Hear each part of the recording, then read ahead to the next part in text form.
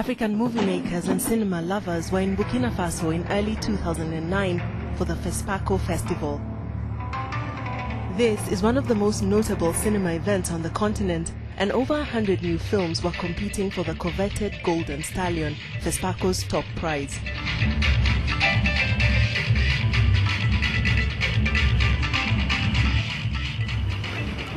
Even though the award went to an Ethiopian film, one of the most anticipated films of the festival was Triumph, a movie about a white family living at the end of apartheid in South Africa.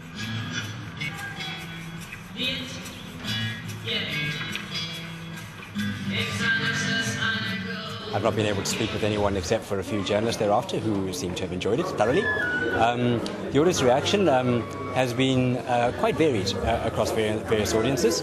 I know this audience didn't tend to laugh in some places where many other audiences have.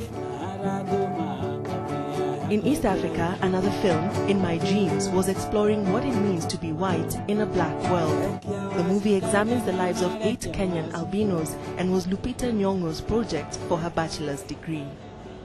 In My Dreams came about from my own ignorance. I had lived next to a girl with albinism for 10 years and never once inquired what it was like to be her, and I was subconsciously afraid of her. So when she started doing work with founding the Albinism Society of Kenya, I was embarrassed that I didn't know anything about her. I was a film student back from America to do my final thesis project, and then I thought this is a good subject, I think, for me to learn something about the person that I call my friend and teach other people as well.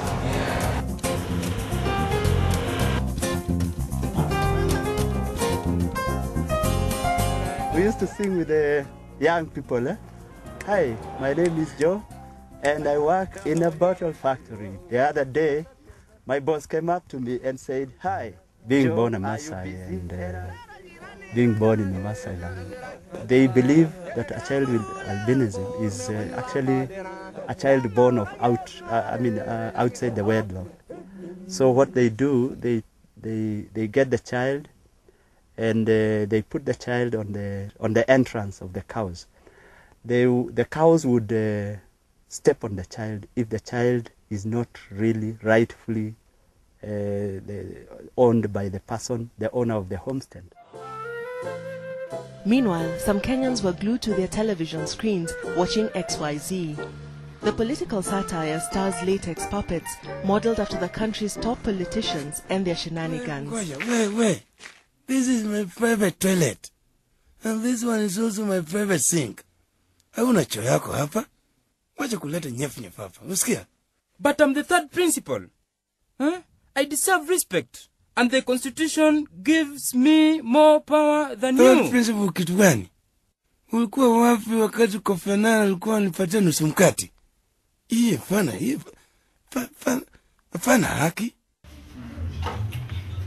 The show came at a time when many Kenyans felt their leaders had let them down and was created by local cartoonist Gado. By 2002, I traveled to France and I visited the set of Canal Plus and where they do Le Guignol. So when I got back, I started writing, putting it down and talking to people about it. And that's when we started, but also I then realized that a lot needs to be done, and that's why it has taken so long. When we started, for example, we didn't have an idea about these puppets, and we thought, for example, we could just make these puppets from France, and apparently it's very expensive. We then had to do these puppets here, but then again we had to get the expertise. Raida, mbona unapenda kunichokoza? Saa zile tulikuwa nje, ulinichokoza kila wakati. Sasa wachana na mimi, please. I want peace. Please.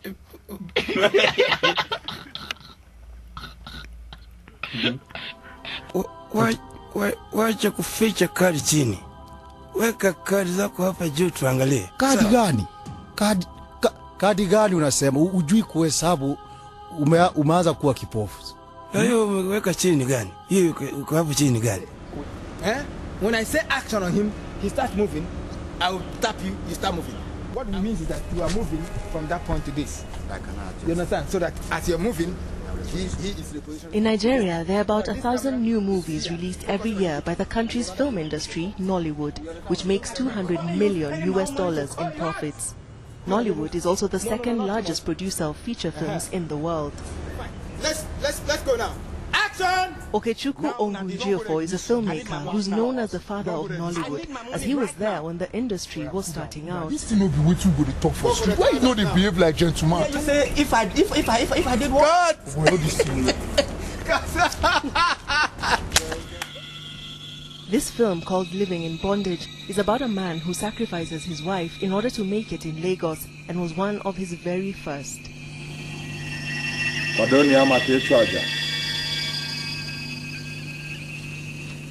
Jesus!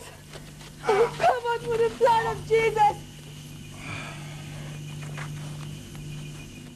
Despite the fact that the industry is creating employment for tens of thousands of people, Okechukwu warns that piracy is threatening its future. Open here.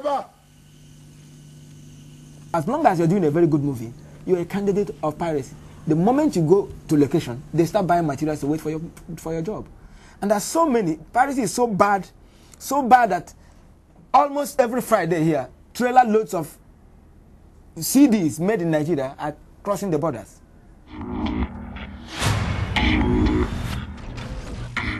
Our movie wrap this year ends on a film many Africans are still talking about, District 9. The South African film was banned in Nigeria because of the way it portrays Nigerians. It tells of an alien species welcomed into South Africa, but that is later segregated and mistreated. We leave you with some of the reactions to the film. You tell them to stand up! We protested because it showed Nigeria in very bad light. Nigerians as cannibals, criminals, and the head of a criminal gang being Obasanjo. That's very brazen of them to use the name of our former head of state as the head of a criminal gang, and at the same time mentioning Nigerians. And they also showed Nigerian girls as prostitutes, sleeping with extraterrestrial animals, and so on and so forth. And we felt that that attack is unwarranted. The thing with humans is if you talk something negative about them, they'll always come out to defend themselves. Even me, if you talk trash about my son, even if it's a demon, I'll come out and defend him. So that's what I think the Nigerians are doing. But in the real sense, that's the Nigerians we know. The South Africans did the same with the xenophobia thing. Yeah, I don't know why they're denying or defending themselves, but that's what's happening. And that's what the movie projected. There have been movies like that and you've been offended. There have been movies where the Kenyans were, like White Maasai. I didn't like the way the Maasais were portrayed, but people still watched it. Personally, if you don't like the movie, don't watch it.